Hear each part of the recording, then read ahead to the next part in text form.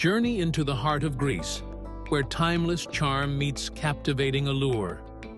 This travel documentary invites you to explore a land of beauty, mystery, and unforgettable encounters shaped by culture, passion, and breathtaking experiences. Chivalry is not dead in Greece. In the vibrant social landscape of Greece, traditional chivalry is not a forgotten relic, but a living, breathing part of the dating dance.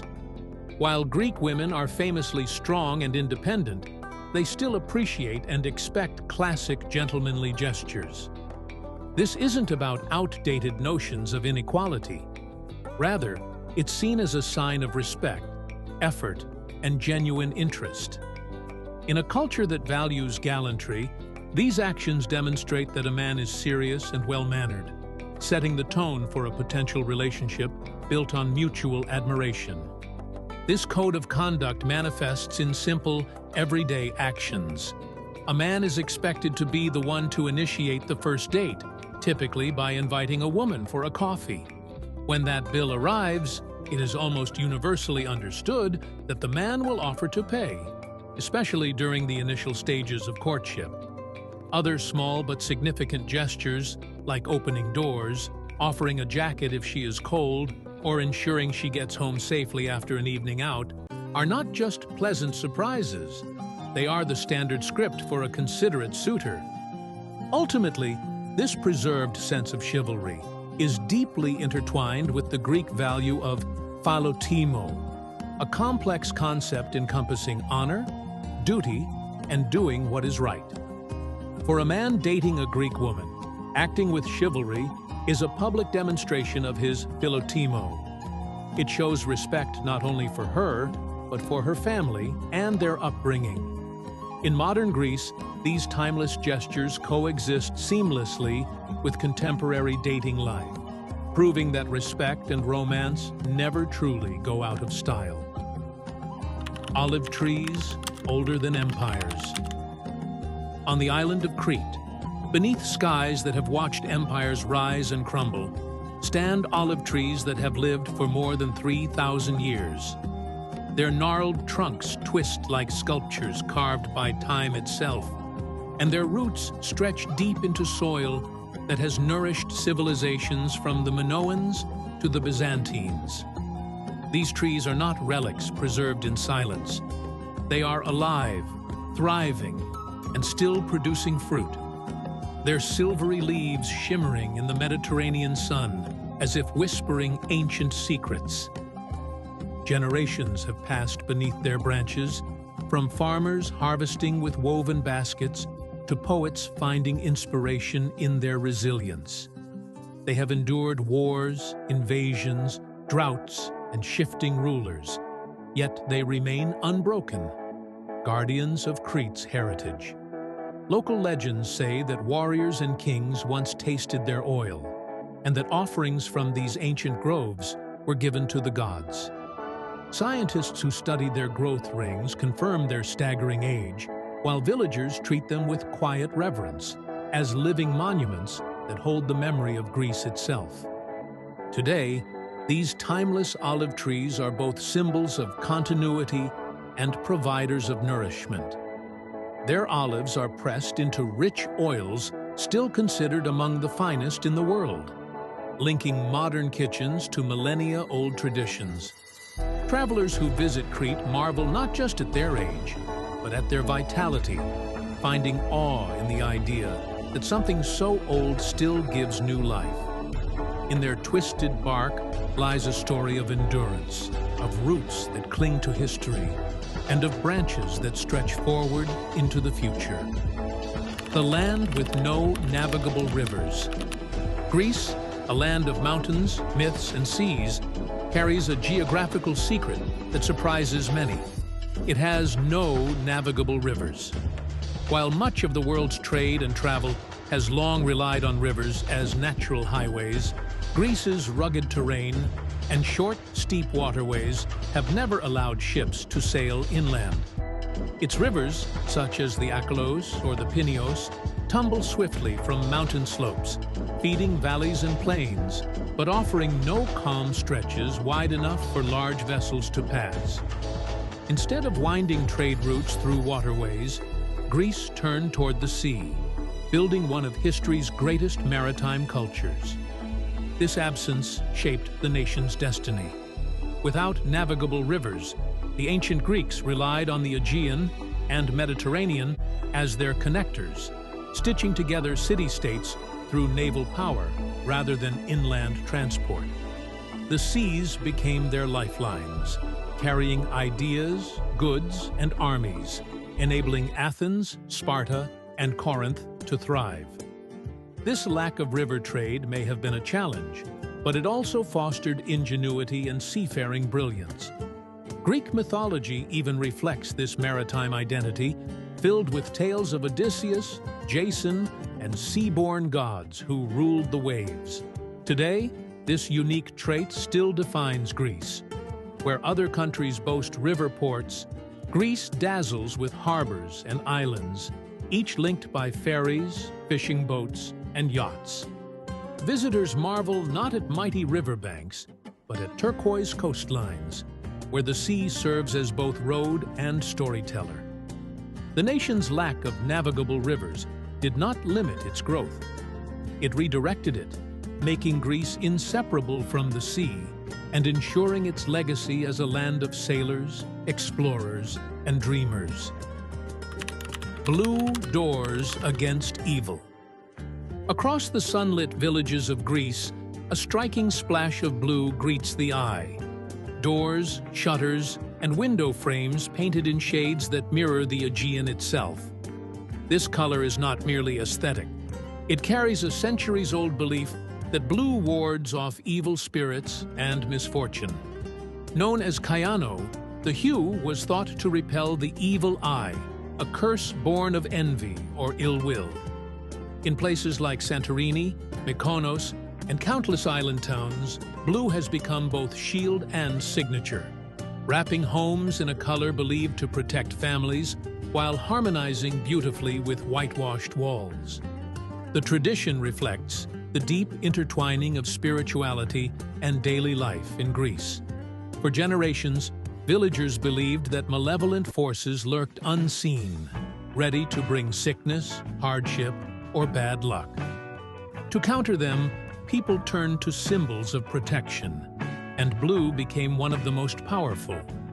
This belief is echoed in the mati, the blue glass amulet still sold in markets and worn as jewelry across the country. By painting doors and windows blue, households symbolically sealed off entry points from negative energies, transforming ordinary architecture into a protective charm. Today, the practice continues, though often blended with modern tourism and aesthetics. Visitors may admire the iconic Cycladic look, without realizing that each cobalt door and azure shutter carries layers of history, belief, and resilience. What began as spiritual defense now stands as one of Greece's most recognizable cultural trademarks, connecting ancient superstitions with modern beauty. These blue thresholds are more than decoration. They are guardians, watching silently over generations as the Aegean sun casts its timeless glow. No tooth fairy here in Greece. In Greece, the familiar childhood ritual of slipping a tooth beneath the pillow for a fairy's visit is replaced with something far more unique. When a child loses a tooth, it is carefully thrown onto the roof of the house, accompanied by a small wish or blessing. This tradition, passed down through generations, is believed to bring good luck, strong teeth, and a prosperous future. The act connects children to a cultural custom that is both playful and deeply symbolic, rooting their personal milestones in a collective heritage. The origins of this practice are thought to lie in ancient folk beliefs. In many cultures, teeth were considered powerful symbols of health and strength, and how they were disposed of mattered. By tossing the tooth upward toward the sky, Greek families symbolically offered it to higher powers, seeking protection for the child as they grew. Some regions even have little rhymes or songs recited during the toss, adding a festive and ritualistic feel to the moment. Unlike the secretive, nighttime visit of a fairy, the Greek version is an open, shared act that often involves the whole family watching and celebrating. Even today, in modern Greek cities and villages, the tradition continues with surprising consistency. Children eagerly climb onto balconies or find a safe spot to hurl their tiny tooth skyward, laughing as they imagine it landing just right. For them, it's less about money under the pillow and more about carrying forward a piece of cultural identity. This simple act turns the loss of a tooth into a wish-filled ceremony, tying the innocence of childhood to a uniquely Greek expression of hope and good fortune. A Christmas boat instead of a tree. In Greece, Christmas carries a luminous twist on tradition. Instead of only adorning evergreen trees, many families decorate a small wooden boat, glowing with strings of lights. This practice, known as karavaki, is deeply tied to the nation's maritime heritage. For centuries, boats have symbolized safe journeys, prosperity, and hope for sailors returning home across the Aegean and Mediterranean seas. During the festive season, a boat sparkling with lights becomes both a symbol of celebration and a heartfelt wish for loved ones traveling by sea.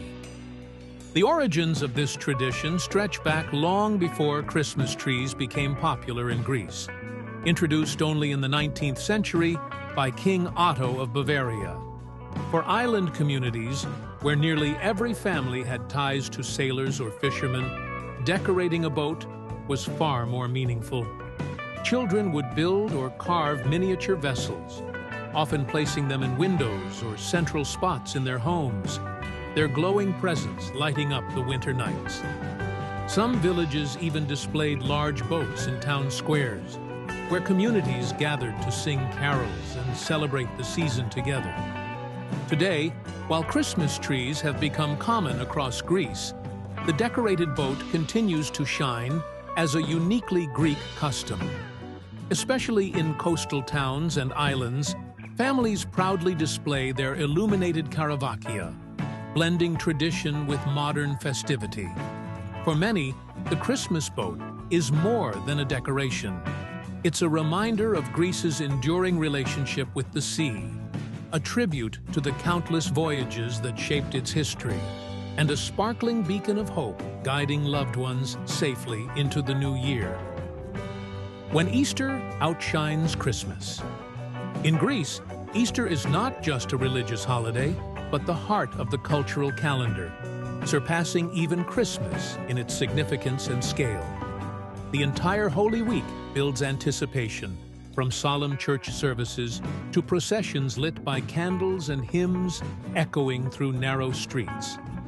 At midnight on Holy Saturday, the atmosphere transforms as bells ring, fireworks light up the night sky, and families gather to share the holy light, a flame passed hand to hand, symbolizing renewal and hope. This dramatic contrast between reverence and celebration captures the essence of Greek spirituality and joy. The feasting that follows is equally grand, steeped in symbolism and tradition. Red dyed eggs take center stage, representing both the blood of Christ and the promise of rebirth. The game of cracking eggs against each other is a playful ritual, with the unbroken egg symbolizing good fortune for the year ahead. Tables overflow with dishes like majiritsa soup, slow-roasted lamb, and handmade pastries, turning the holiday into a celebration of abundance and community.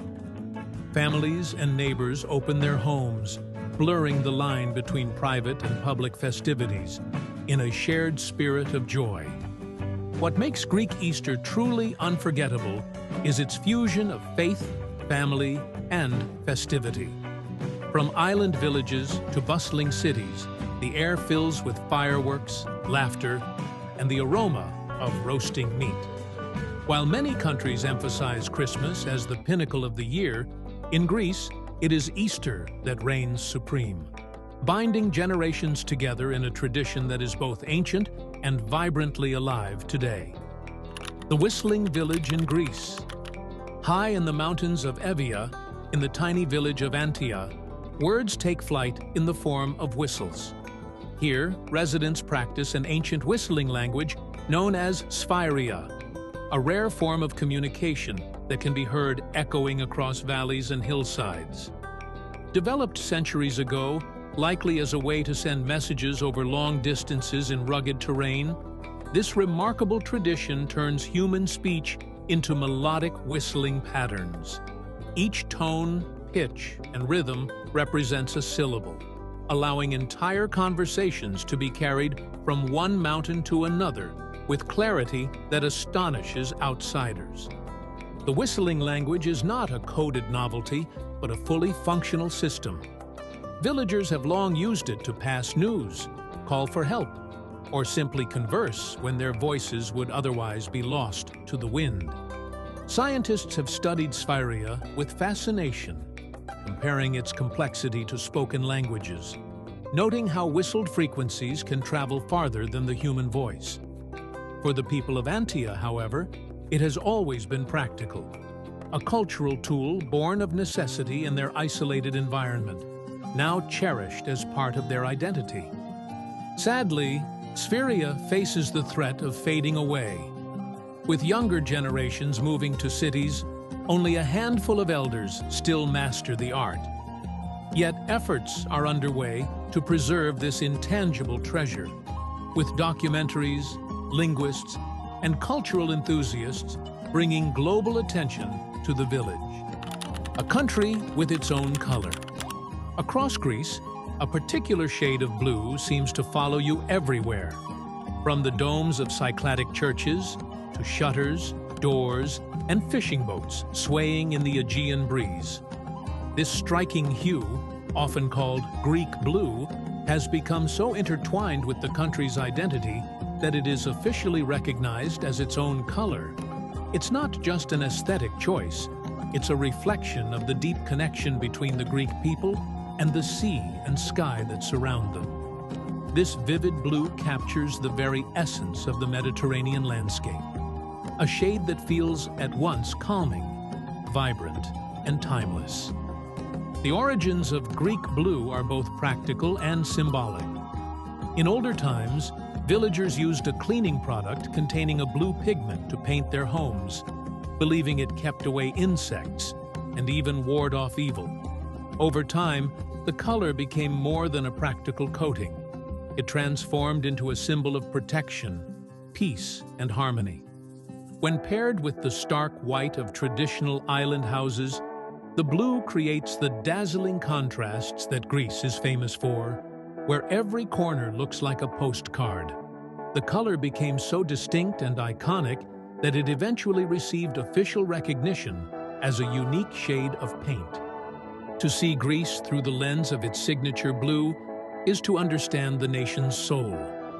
It's the color of the waves that lap its countless islands, the skies that stretch endlessly above its sunlit ruins, and the shutters that frame everyday village life.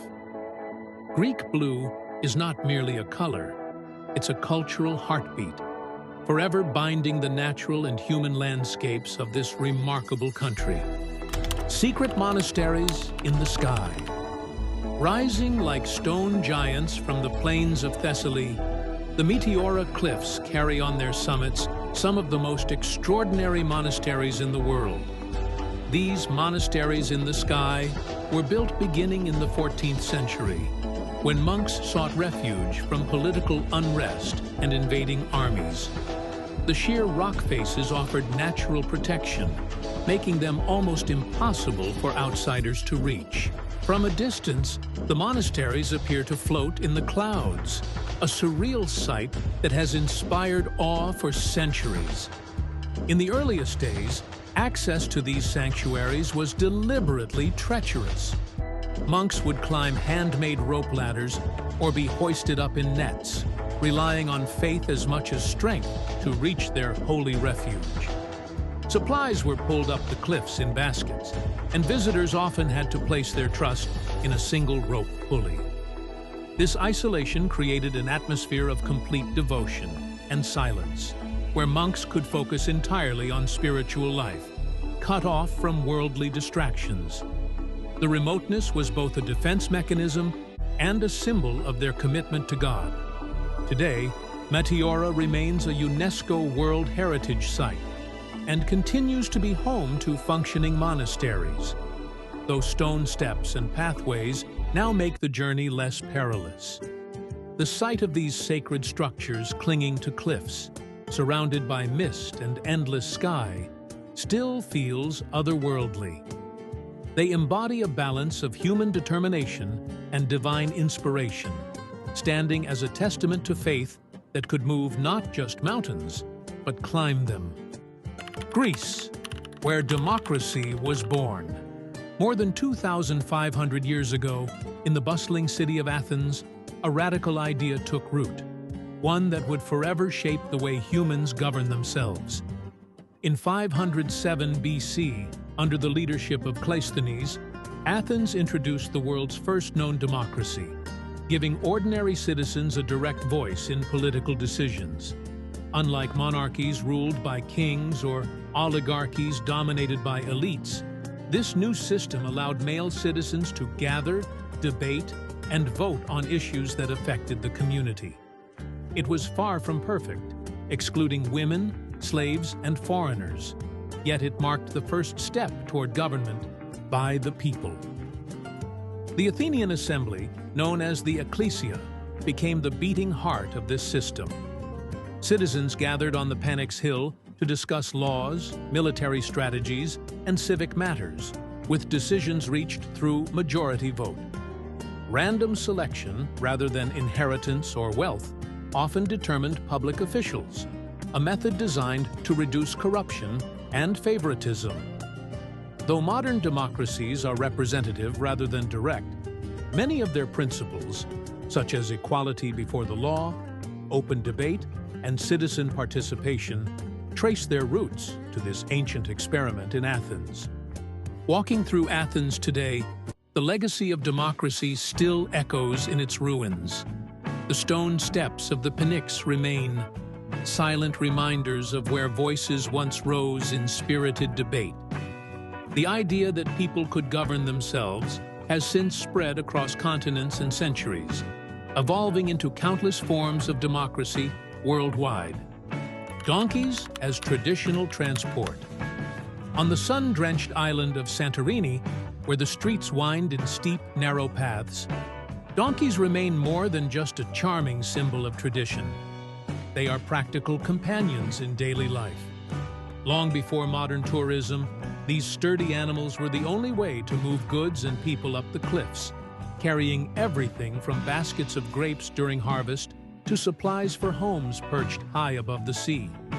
Even today, their strong hooves and steady pace make them perfectly suited for navigating the cobbled stairways and sharp inclines that vehicles cannot reach. Visitors often spot donkeys climbing the famous path from the port to Phyra, their bells jingling as they move rhythmically up the slope.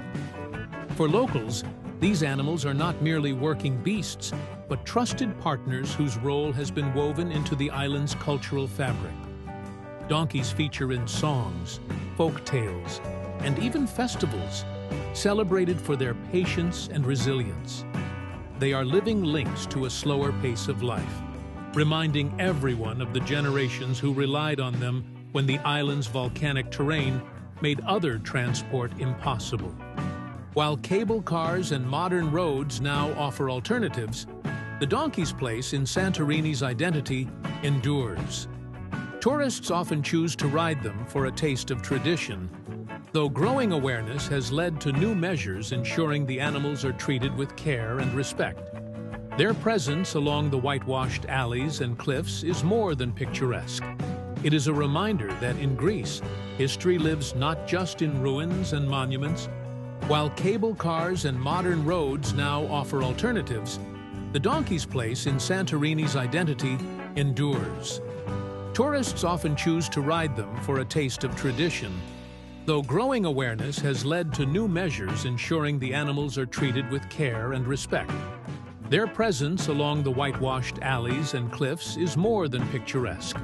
It is a reminder that in Greece, history lives not just in ruins and monuments, but in the quiet steps of a donkey carrying the island's spirit on its back. Island of Longevity in Greece. On the Greek island of Ikaria, time seems to flow differently, and so do lives. Tucked in the Aegean Sea, this serene island is one of the world's celebrated blue zones, places where people routinely live well past 100. It is not uncommon to meet sprightly grandmothers tending gardens or elderly men hiking mountain paths with ease. Researchers have long been fascinated by Ikaria's secrets, and the answers seem to lie in a blend of healthy lifestyle, strong community ties, and the island's stress-free rhythm. Life on Ikaria revolves around fresh food, laughter, and togetherness. Locals feast on Mediterranean staples: olive oil, wild greens, beans, fish, and a splash of local red wine. Meals are rarely rushed. They are social events shared with family and friends. Afternoon naps are a common ritual, reducing stress and giving the body time to recharge. Combined with daily physical activity, walking up hills, farming, or tending goats, these habits create a natural balance that supports health without the need for rigid diets or gyms. But perhaps the greatest secret of Ikaria's longevity is the culture of connection. No one feels truly alone here. Festivals, music, and communal dances are frequent, and neighbors look out for one another. Elders are respected and remain active in both family and community life, carrying a sense of purpose well into old age. On this island, aging is not feared, but embraced, and the result is a population that lives not only longer, but better, proving that joy, simplicity, and togetherness may just be the best medicine of all. A secret cave of the underworld. In the rugged landscapes of Epirus, Greece, lies the Necromanteon of Acheron, a site that ancient Greeks believed was the very gateway to Hades. Nestled near the banks of the river Acheron, a river itself steeped in myth as a passage to the underworld, this cave was no ordinary hollow in the earth. Pilgrims once traveled from across Greece seeking communion with the dead, guided by priests who performed elaborate rituals designed to thin the veil between the living and the afterlife. For the ancients, stepping into the Necromanteon was like brushing against the realm of shadows. The cave's chambers, dimly lit and winding, amplified its aura of mystery. Visitors would fast, purify themselves, and offer sacrifices before descending into its dark passageways. Ancient texts describe hallucinogenic meals and disorienting rituals meant to prepare seekers for contact with lost souls. For many, the voices they believed they heard in the cave were more than echoes. They were whispers from beyond. The physical design of the site, with its labyrinth-like corridors and subterranean rooms, only added to the impression that mortals were treading the path of Persephone and Orpheus themselves. Today, the ruins of the Necromanteon still exude a haunting power. Standing in its crumbling halls, one can almost imagine the flicker of oil lamps, the hushed prayers of supplicants, and the eerie silence that followed each ritual. While science may dismiss the cave's supernatural claims, its allure remains undeniable. The Necromanteon is not just an archaeological site. It is a living reminder of how deeply myth and belief shaped the Greek understanding of life, death, and the mysteries that lie beyond. An entire mountain of monks. On the northeastern coast of Greece rises Mount Athos, a peninsula so steeped in spirituality that it has been known for centuries as the Holy Mountain.